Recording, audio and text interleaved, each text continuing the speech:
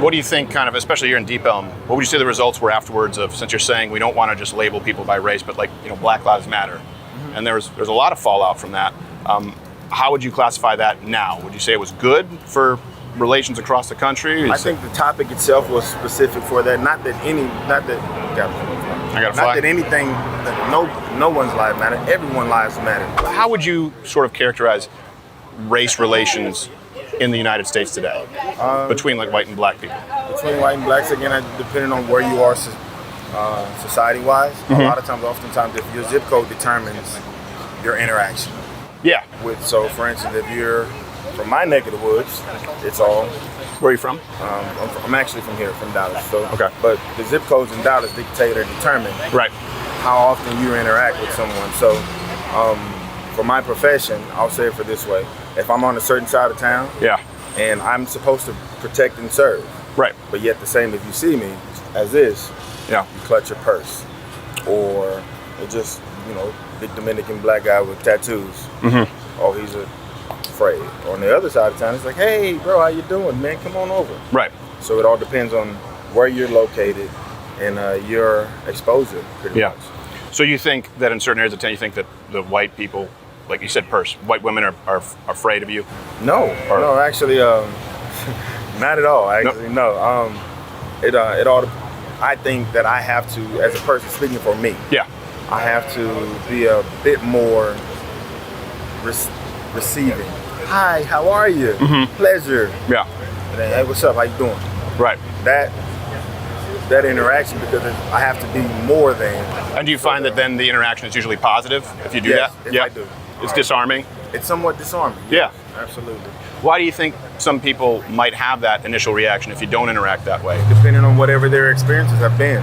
For instance, if it's you see the villain on a TV show or on a movie, always. If it's the guy that's putting his mask down, carjacking, and if he looks like dude, me, no, I gotta disagree. If I have to watch another Simply Safe commercial where it's a white guy who kicks in the door at 2 a.m., come on. I have never seen a commercial ever where a black dude is a criminal. Well, they're smarter than that. They wouldn't do that. It'd be the end of the...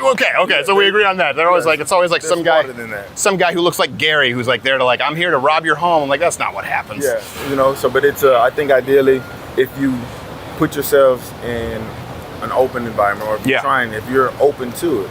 If you go to a park and it's not Highland Park, or if it's not University Park, but if it's just a park, go interact with the kids. Oftentimes, I think that part of society is actually taught to us. And this is my own perspective. If you put a group of 5 and 6-year-olds around in the playground, they could care less what the color of your skin is, or where your zip code is, or how much your 401k is, or what you're retired. They could care less.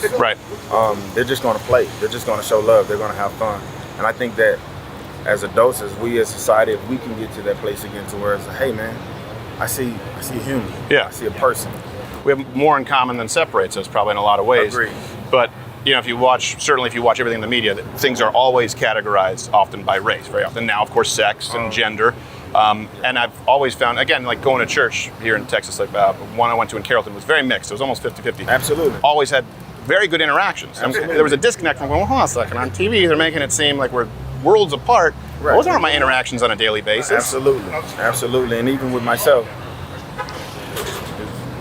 he gave you the thumb up or something. Oh, okay. All right. I don't know what he's doing. All right, cool. But in a place such as that, you're supposed to be open, welcome, and in hospitals and churches, everybody's supposed to be open to it. You're welcome. Hey, come on in. And I think that as society, we shouldn't get too far from that, in which we couldn't find a place of, hey man, I just want to reach you. I want to know you. What is it about you?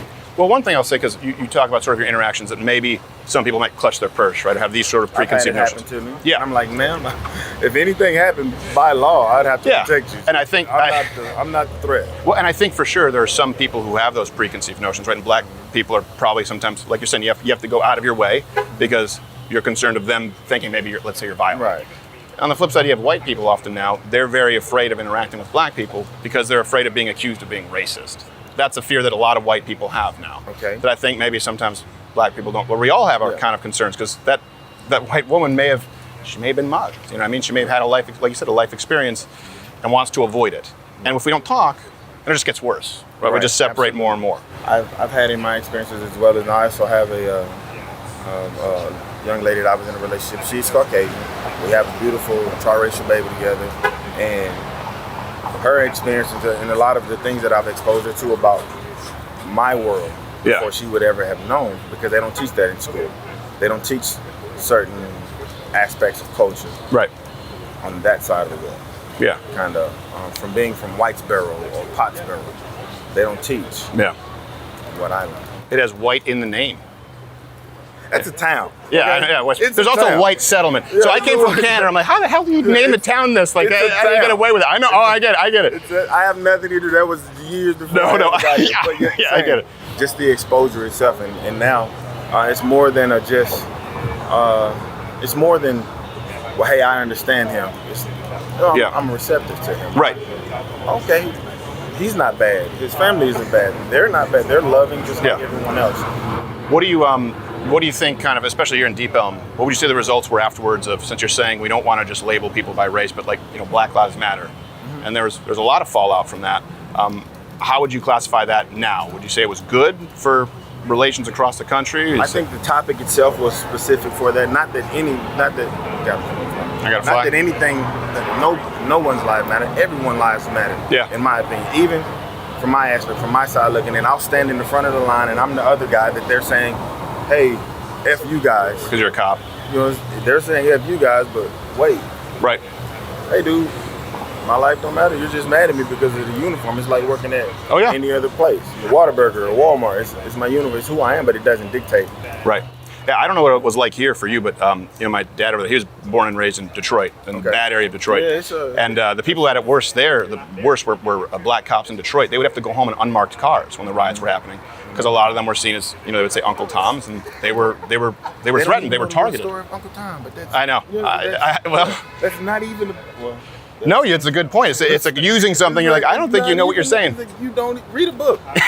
Read. It's not a. That would be a good start. But that would be a good start. But black cops in Detroit, I don't know but it was really, really bad.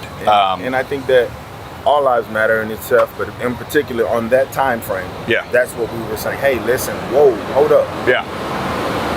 Dude is reaching for his wallet. Let him get his wallet. Right. And that's saying from both sides of the fence for myself. Right. Hey, man, let him get his wallet. So what you just said, and you just touched, I just had a guy was talking, he said the exact same thing that you just said, right? Everybody's lives matter, all lives matter. Now here's a question that I would have, and I know I don't have unlimited time, but that was something that a lot of people said. So white people say, look, I think all lives matter, and they were called racist or white supremacists if they said exactly what you just said. That's ignorance. But can you see how that makes white people afraid to even voice an opinion that's the same as yours? In other words, we share the opinion, but I'm telling you, just like you're saying a lot of. But it wasn't about. It's basically okay. This is where we're standing. Right. Stand with me. I get it. I'm not saying yours doesn't, but we're all unified, saying, hey, these lives matter. This specific person, this specific group, this specific people. Their lives matter. Sure. So it wasn't necessarily, oh, you're racist because you're saying all lives matter. We're not talking about that other part right now. We're just talking about this part. Yeah. So let's focus and fix and help here. Yeah, but like you just said though, right? That's not what you just said, that all lives do matter, everyone's lives, and there are a lot of white people who come from poor areas too, right? Who have struggles, and they were saying, well, hey, we need to fix this. And if you think the system is rigged because it's racist, and by the way, I think the justice system has a lot of problems. I think that if you just see it as a white and black thing, you're going to miss a lot of the problems. Agreed. Right? And so saying, if we need to fix this system, we can't just approach it from a racial angle, that all lives matter, that justice matters, period, and it's not being done, then you can get to the solution. But I'm telling you that a lot of white people were scared, obviously, because crime obviously went up here, had to board up their businesses, and they were afraid to voice their opinion or reach out like now and just talk to people, because they're afraid of being called a racist. That's something that's internal with you. Because I never said, hey, not you, but I'm saying, but the media labeled everyone that way. Yeah. People or black people as a culture, they never said, hey, don't come talk to me. You just automatically shut up and say, well, I can't get my opinion. Point. Why? Yeah. I didn't say you didn't have it. Nobody told you couldn't. I want to hear you. I want to be right. I want to know what you're thinking, because if I don't know what's in your head, I can't hear out of your heart. You have Jesus is risen on your chest. The Bible says out of the abundance of the heart, the mouth is going to speak. Right. So whatever your mouth says, that was in your heart. Right. So let me know what's in your heart. Yeah, and that's exactly the point. It's like you're saying, if they don't reach out, it's usually white people using it as a weapon, calling other white people racist, and then they shut down. and then this divide gets created. Absolutely. Let me ask something like this. Like these are some hot button issues right now. All right. Let me ask you. Right now, a big issue, for example, I think we probably share a lot in common here. Okay. Black and white people across the board. Trans men competing, biological men in women's sports.